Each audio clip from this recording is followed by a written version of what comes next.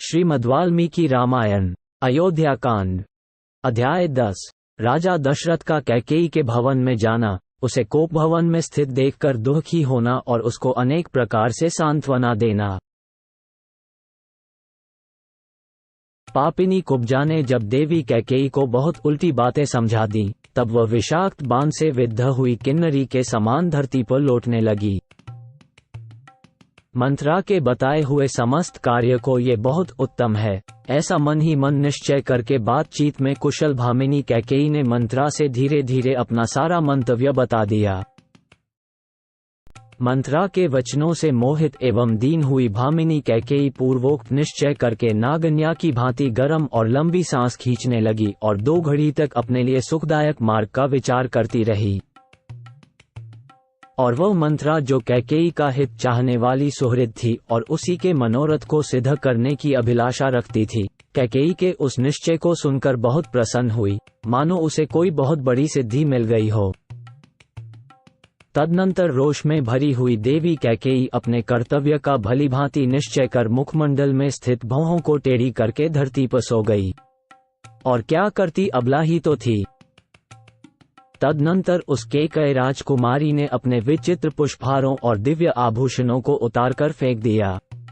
वे सारे आभूषण धरती पर यत्र तत्र पड़े थे। जैसे छिटके हुए तारे आकाश की शोभा बढ़ाते हैं, उसी प्रकार फेंके हुए वे पुष्पहार और आभूषण वहां भूमि की शोभा बढ़ा रहे थे। मलिन वस्त्र पहनकर और सारे केशों को दृढ़तापूर्वक एक ही वेणी में बांधकर कोपभवन में पड़ी हुई कैकेयी बलहीन अथवा अचेत हुई किन्नरी के समान जान पड़ती थी। उधर महाराज दशरथ मंत्री आदि को श्रीराम के राज्याभिषेक की तैयारी के लिए आज्ञा दे सबको यथासमय उपस्थित होने के लिए कहकर रनिवास में गए। उन्होंने सोचा, आज ही श्रीराम के अभिषेक की बात प्रसिद्ध की गई है, इसलिए ये समाचार अभी किसी रानी को नहीं मालूम हुआ होगा। ऐसा विचार कर जितेंद्रिय राजा दशरथ ने अपनी प्यारी रानी को ये प्रिय संवाद सुनाने के लिए अंतपुर में प्रवेश किया। उन महायशस्वी नरेश ने पहले कैकेयी के श्रेष्ठ भवन में प्रवेश किया, मानो श्वेत बादलों से युक्त राहुयुक्त आकाश में चंद्रमा ने पदार्पण किया हो। उस भवन में तोते, मोर, क्रौंच और हंस आदि पक्षी कलरव कर रहे थे। वहां वाद्यों का मधुर घोष गूंज रहा था। बहुत सी कुब्जा और बौनी दासियां भरी हुई थीं। चंपा और अशोक से सुशोभित बहुत से लता भवन और चित्र मंदिर उस महल की शोभा बढ़ा रहे थे। हाथी दांत, चांदी और सोने की बनी हुई वेदियों से संयुक्त उस भवन को नित्य फूलने फलने वाले वृक्ष और बहुत सी बावड़ियां सुशोभित कर रही थीं। उसमें हाथी दांत, चांदी और सोने के बने हुए उत्तम सिंहासन रखे गए थे। नाना प्रकार के अन्न, पान और भांति भांति के भक्ष्य भोज्य पदार्थों से वह भवन भरा पूरा था। बहुमूल्य आभूषणों से संपन्न कैकेयी का वह भवन स्वर्ग के समान शोभा पा रहा था। अपने उस समृद्धिशाली अंतपुर में प्रवेश करके महाराज राजा दशरथ ने वहां की उत्तम शैया पर रानी कैकेयी को नहीं देखा। कामबल से संयुक्त वे नरेश रानी की प्रसन्नता बढ़ाने की अभिलाषा से भीतर गए थे। वहां अपनी प्यारी पत्नी को न देखकर उनके मन में बड़ा विषाद हुआ और वे उनके विषय में पूछताछ करने लगे। इससे पहले रानी कैकेयी राजा के आगमन की उस बेला में कहीं अन्यत्र नहीं जाती थी। राजा ने कभी सूने भवन में प्रवेश नहीं किया था, इसीलिए वे घर में आकर कैकेयी के बारे में पूछने लगे। उन्हें यह मालूम नहीं था कि वह मूर्खा कोई स्वार्थ सिद्ध करना चाहती है, अतः उन्होंने पहले की ही भांति प्रतिहारी से उसके विषय में पूछा। प्रतिहारी बहुत डरी हुई थी।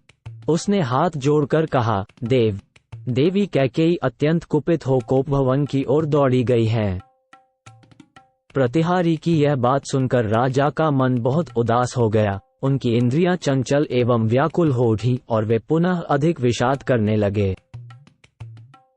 कोपभवन में वह भूमि पर पड़ी थी और इस तरह लेटी हुई थी जो उसके लिए योग्य नहीं था।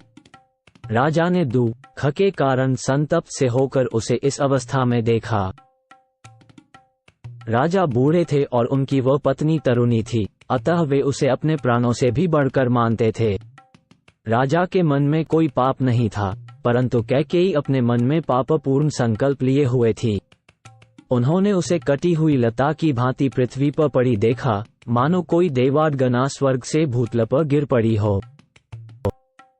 वो स्वर्ग भ्रष्ट किन्नरी, देवलोक से च्युत हुई अप्सरा, लक्ष्य भ्रष्ट माया और जाल में बंधी हुई हरिणी के समान जान पड़ती थी। जैसे कोई महान गजराज वन में व्याध के द्वारा विषलिप्त बाण से विद्ध होकर गिरी हुई अत्यंत दुखित हथिनी का स्नेहवश स्पर्श करता है, उसी प्रकार कामी राजा दशरथ ने महान दुख में पड़ी हुई कमलनयनी भार्या कैकेयी का स्नेहपूर्वक दोनों हाथों से स्पर्श किया। उस समय उनके मन में सब ओर से ये भय समा गया था कि न जाने यह क्या कहेगी और क्या करेगी। वे उसके अंगों पर हाथ फेरते हुए उससे इस प्रकार बोले, देवी, तुम्हारा क्रोध मुझ पर है, ऐसा तो मुझे विश्वास नहीं होता। फिर किसने तुम्हारा तिरस्कार किया है? किसके द्वारा तुम्हारी निंदा की गई है? कल्याणी, तुम जो इस तरह मुझे दुख देने के लिए धूल में लौट रही हो, इसका क्या कारण है? मेरे चित्त को मत डालने वाली सुंदरी, मेरे मन में तो सदा तुम्हारे कल्याण की ही भावना रहती है। फिर मेरे रहते हुए तुम किस लिए धरती पर सो रही हो? जान पड़ता है तुम्हारे चित्त पर किसी पिशाच ने अधिकार कर लिया है। भामिनी, तुम अपना रोग बताओ। मेरे यहाँ बहुत से चिकित्सा कुशल वैद्य हैं, जिन्हें मैंने सब प्रकार से संतुष्ट कर रखा है, वे तुम्हें सुखी कर देंगे। अथवा कहो, आज किसका प्रिय करना है, या किसने तुम्हारा अप्रिय किया है? तुम्हारे किस उपकारी को आज प्रिय मनोरथ प्राप्त हो, अथवा किस अपकारी को अत्यंत अप्रिय कठोर दंड दिया जाए? देवी, तुम न रो, अपनी देह को न सुखाओ। आज तुम्हारी इच्छा के अनुसार किस अवध्य का वध किया जाए, अथवा किस प्राणदंड पाने योग्य अपराधी को भी मुक्त कर दिया जाए? किस दरिद्र को धनवान और किस धनवा को कंगाल बना दिया जाए? मैं और मेरे सभी सेवक तुम्हारी आज्ञा के अधीन हैं। तुम्हारे किसी भी मनोरथ को मैं भंग नहीं कर सकता, उसे पूरा करके ही रहूंगा, चाहे उसके लिए मुझे अपने प्राण ही क्यों न देने पड़े। अतः तुम्हारे मन में जो कुछ हो, उसे स्पष्ट कहो। अपने बल को जानते हुए भी तुम्हें मुझ पर संदेह नहीं करना चाहिए। मैं अपने सत्कर्मों की शपथ खाकर कहता हूँ, जिससे तुम्हें प्रसन्नता हो, वही करूंगा। जहां तक सूर्य का चक्र घूमता है, वहां तक सारी पृथ्वी मेरे अधिकार में है। द्रविड़, सिंधु, सौवीर, सौराष्ट्र, दक्षिण भारत के सारे प्रदेश तथा अंग, वंग, मगध, मत्स्य, काशी और कोसल, इन सभी समृद्धिशाली देशों पर मेरा आधिपत्य है। कैकयराज नंदिनी, उनमें पैदा होने वाले भांति भांति के द्रव्य, धन, धान्य और बकरी, भेड़ आदि जो भी तुम मन से लेना चाहती हो, वह मुझसे मांग लो। भीरू, इतना क्लेश उठाने, प्रयास करने की क्या आवश्यकता है? शोभने, उठो, उठो। कैकेयी, ठीक ठीक बताओ, तुम्हें किससे कौन सा भय प्राप्त हुआ है? जैसे अंशुमाली सूर्य कोहरा दूर कर देते हैं, उसी प्रकार मैं तुम्हारे भय का सर्वथा निवारण कर दूंगा। राजा के ऐसा कहने पर कैकेयी को कुछ सांत्वना मिली। अब उसे अपने स्वामी से वह अप्रिय बात कहने की इच्छा हुई। उसने पति को और अधिक पीड़ा देने की तैयारी की।